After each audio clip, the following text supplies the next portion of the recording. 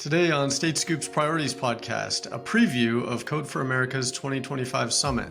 Welcome to StateScoop's Priorities Podcast. Every Wednesday, you'll get insights into the state and local government community, hear from top leaders, and learn about the latest news and trends across the industry.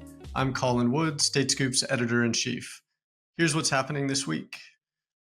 Homeland Security Secretary Kristi Noem is asking governors to build sensitive, compartmented information facilities, or SCIFs, and carry satellite phones when they travel. The recommendation baffled cybersecurity and national security experts contacted by StateScoop. Business is booming for Civic Match, a service that launched last November to connect outgoing federal employees with jobs in state and local government. The program announced it's expanding by creating new partnerships and adding features after its early success. And a letter signed by a group of 40 state attorneys general on Friday asked Congress to reject a federal measure that would bar states from enforcing their own AI laws for the next 10 years. On this week's Priorities Podcast, we're joined by Amanda Renteria, CEO of Code for America, who offers a preview of her group's 2025 summit in Washington, D.C. So, Code for America's 2025 summit will take place May 29th and 30th in Washington, D.C. And so for those unfamiliar with your events, what will be happening there, and who is this for exactly? Sure. Well, we should start off with our theme, which is designing for change and delivering for the future. I think we all know we're in quite a bit of change right now, and the folks that show up are actually facing that change in a lot of different venues. They're government folks, they're people who have been in civic tech for a long time. So you have a mix of social impact organization, tech folks, government folks, all coming together with this idea of how do you use technology in a way that really centers humanity, centers the people in all of it. Right.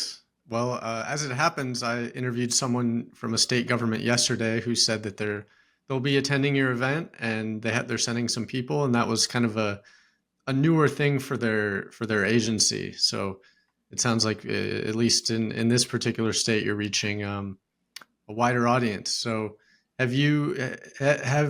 has Code for America's goals or has its events changed over the years? So it has changed. Actually, last year we had about 1,000 folks at the event or at the summit. 40% of those were government employees specifically, and that number has really gone up over the years, over the last 5 years, where you do see a lot more CIOs, innovation centers popping up in states, but also popping up at our summit as well. Right. Okay, so you mentioned your main theme. What are some of the other topics that will be covered at the event? So one of the things we're excited about this year is really, last year we introduced AI. This year we're actually digging into it a little bit more, like what's really happening on the ground in states. For instance, when LA County had its fire, how is civic tech engaging in those moments? So that's one piece of how is emerging technology really shaping what's happening at the state level. The second is we have some really fun themes planned around demo labs for the first time, which is actually having not just demonstration projects, but having a back and forth conversation where people can actually show what they're doing, but also get feedback on it in real time, especially given so many new AI projects, people really thinking through efficiency, thinking through effectiveness. I'm excited to see what comes out of those. People were very excited to not only engage in them, but create those demos to get feedback. And then the other thing I'd just say, one of the pieces of civic tech that I have loved about this community is that it is focused on how do we bring humanity and heart into government. And you will see quite a bit of that in what we are doing on main stage as well, where you're seeing governments really center the folks they serve, both at times where things are tough, broadly, like natural disasters, and when you see economic downturns, how do we make sure that people in those states are taken care of? And so there's a lot of awesome work happening on the stage. Yeah. So this actually, that kind of dovetails well into my next question, which is what sort of impact are you hoping ultimately that events like this one will have? So this is our third year in DC. And it's an interesting time to come to DC when so much of tech has moved in to the administration. And I mean, in substance, style, speed, we are seeing a lot of what we have seen in the tech community out in Silicon Valley really come to government. And so, what's interesting about this time is how much discussions have been around modernization, how much people are highlighting what does the infrastructure look like. And what's important here is folks coming together, really talking about what we've done over the last 15 years, which isn't just coming in for speed, but thinking about how do you build human centered technology where you are putting people at the center of it. So it's a really interesting time to be coming to our nation's capital to talk about how do we ensure that humanity is baked into the things that technology is bringing to our governments. Right. Well, I asked earlier about how your events have changed over the years. What have you learned from hosting these? So, one, that coming together is really a form of resilience.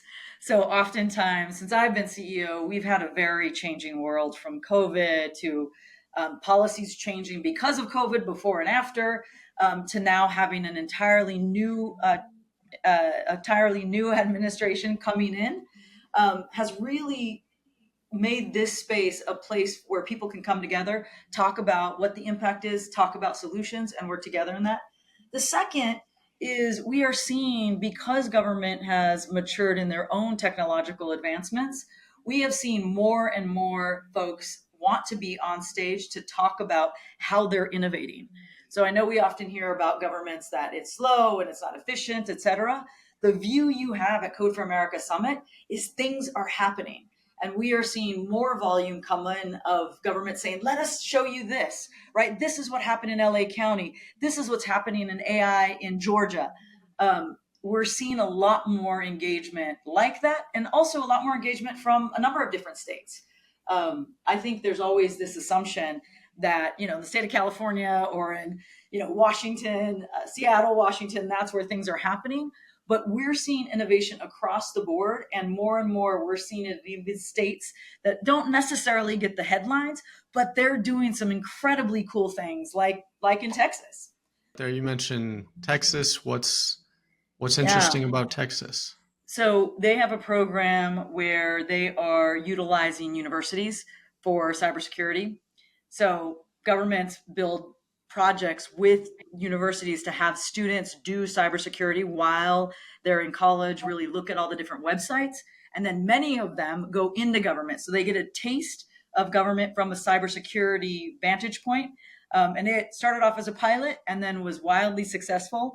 And the reason I love it so much is that's always been our way of thinking at Code for America. If we can get this tech talent at an early time to engage in civic technology, right, in giving back to your governments, it just makes a huge difference into how do we start to turn the talent in governments across the country.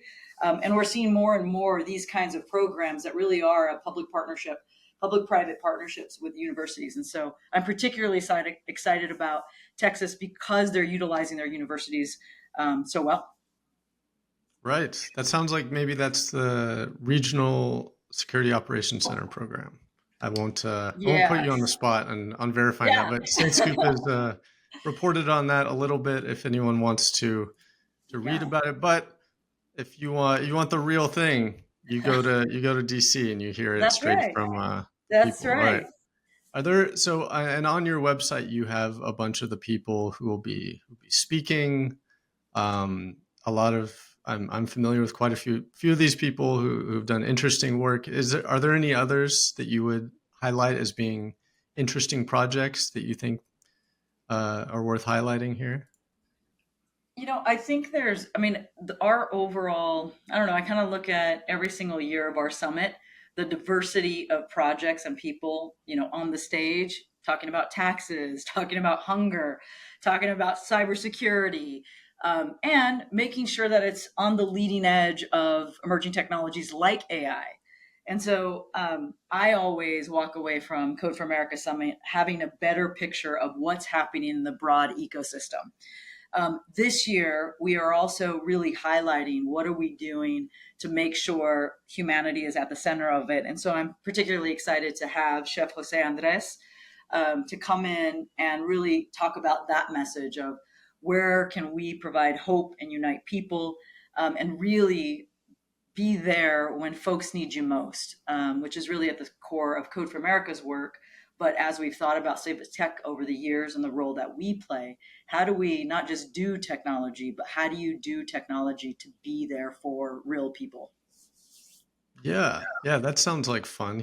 I'm reading on your website here, he's won a bunch of awards, including the Presidential Medal of Freedom. He operates a bunch of successful restaurants, and sounds like he has some inspiring stuff to say, for sure. Yeah, more than 500 million meals to families impacted by humanitarian and natural disasters since its founding in 2010. So I'm super excited about that. It's not only, what you can do to help people, but the scale that he has made such a difference.